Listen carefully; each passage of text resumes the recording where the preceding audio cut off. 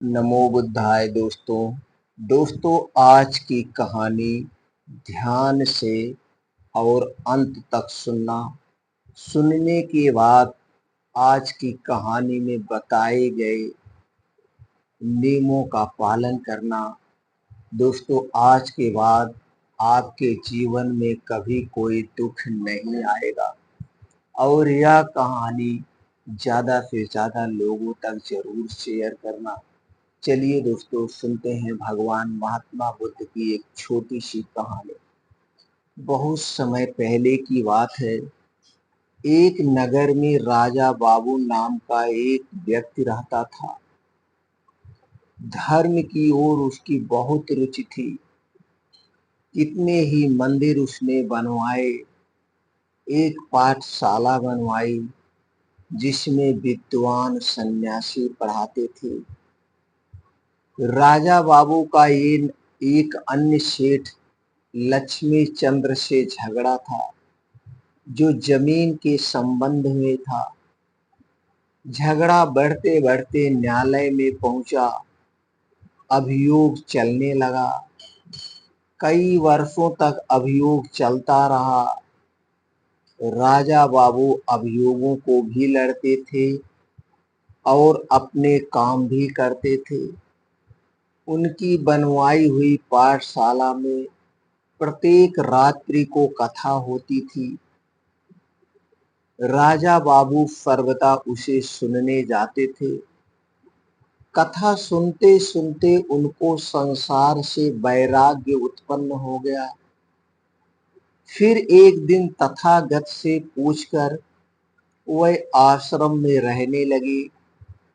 एक कमरे में पड़े रहते।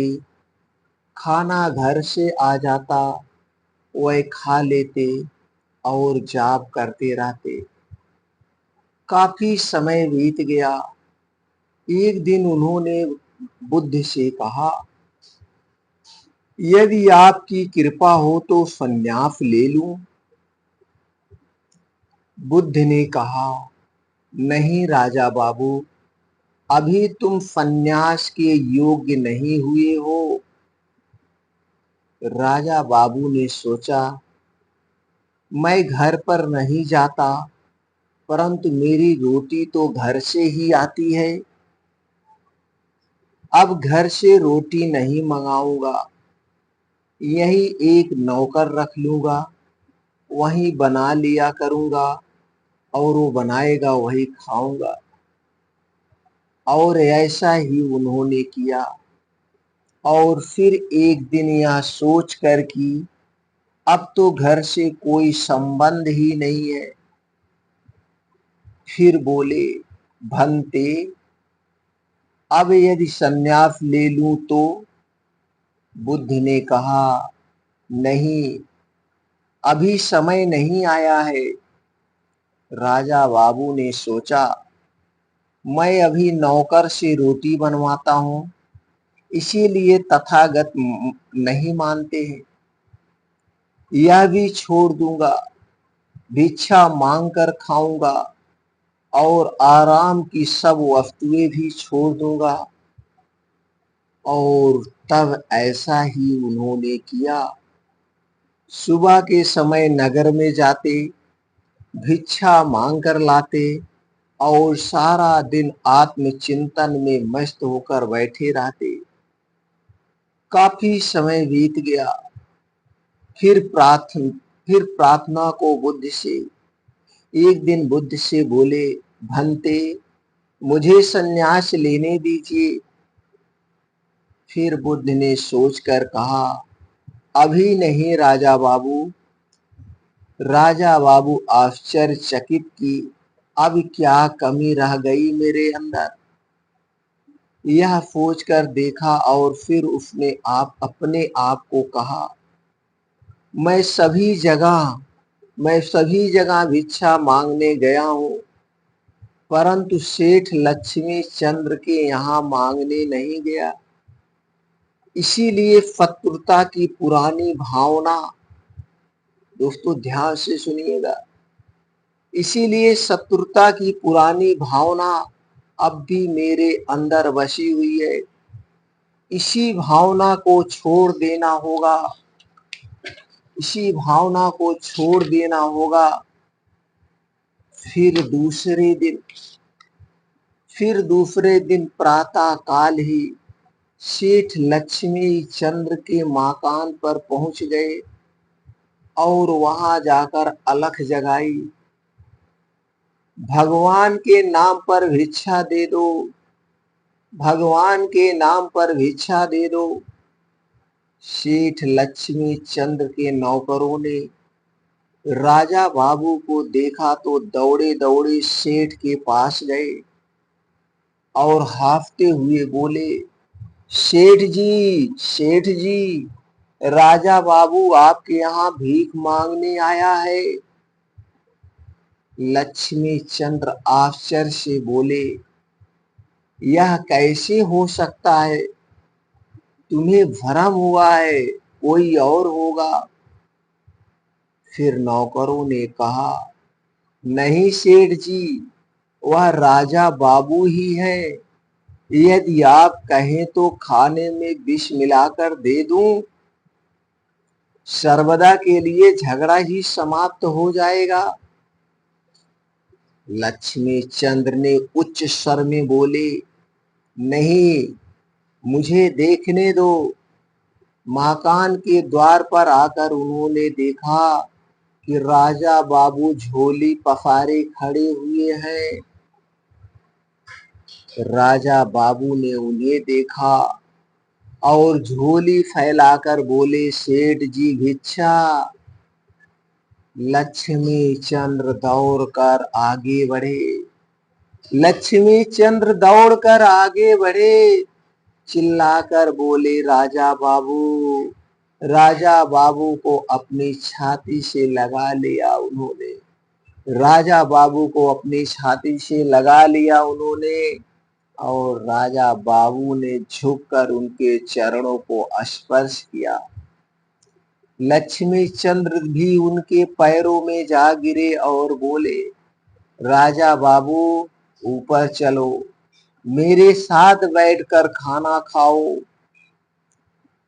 फिर राजा बाबू बोले, नहीं सेठ जी, मैं तो भिखारी बनकर आया हूँ, भीख मांगने आया हूँ, भीख डाल दो मेरी झोली में। उसी समय एक नौकर भागता हुआ आया और बोला, सेठ जी, आपका तार आया है, देखिए इस तार में क्या लिखा है। लक्ष्मी चंद्र ने खोलकर पढ़ा। तार राजा बाबू के बेटों का था, राजा बाबू के बेटों का था, कलकत्ता से आया था और उसमें लिखा था, हमारे पिता राजा बाबू का कहीं पता नहीं लगा, भूमि का झगड़ा अभी समाप्त नहीं हुआ है, किंतु इस जमीन को लेकर हम क्या करेंगे? इस तार द्वारा हम भूमि से अपना अधिकार वापस लेते हैं। हमारे पिताजी नहीं हैं, आप कृपा करके हमारे पिता बनिए। दोस्तों सोचिए, बहुत ऊंची बात, आप हमारे पिता बनिए, हमें अपने संरक्षण में ले लीजिए। लक्ष्मी चंद्र रोते हुए बोले, नहीं, ऐसा नहीं होगा। उन्हें लिखो कि भूमि उनकी है, मुझे नहीं चाहिए। मैं पिता बनकर उनकी रक्षा करूंगा। आज से वह केवल राजा बाबू के ही नहीं, मेरे भी बेटे हुए। इसके बाद राजा बाबू भिक्षा लेकर मुड़े तो देखें सामने बुद्ध खड़े हुए थे, सामने भगवान महात्मा बुद्ध खड़े हुए थे, हाथ में गेरुआ वस्त्र लिए हुए। राजा बाबू को छाती से लगाकर बोले, अब तू सन्यासी बनने की योग्य हुआ। राजा बाबू अब एक कपड़े पहन, इस प्रकार जब तक मन के अंदर, मित्रों ध्यान से सुनिएगा, इस प्रकार जब तक मन के अंदर घृणा है तब तक सन्यासी होने का क्या लाभ। सन्यासी यदि बनना है तो मन से घृणा को निकाल दो, ईर्ष्या और बैर को, भावना को दूर कर दो, ईर्ष्या और बैर की भावना को दूर कर दो, तो फिर देखो आनंद और सुख मिलता है कि नहीं, आनंद और सुख मिलता है कि नहीं। मित्रों इस छोटी सी कहानी में कितनी बड़ी बात छुपी हुई है। अगर आप कहानी से प्रेरित है, भगवान महात्मा बुद्ध के उस उपदेश से प्रेरित हैं, तो दोस्तों ज्यादा से ज्यादा लोगों तक शेयर करिए और हमारा उत्साह बढ़ाने के लिए वीडियो को लाइक करके कमेंट सेक्शन में ओके, थैंक्स, नमो बुद्धाय कुछ भी आप लिख सकते हैं। फिर मिलते हैं मित्रों अगले वीडियो में ऐसी ही और महत्वपूर्ण कहानी या उपदेश के साथ।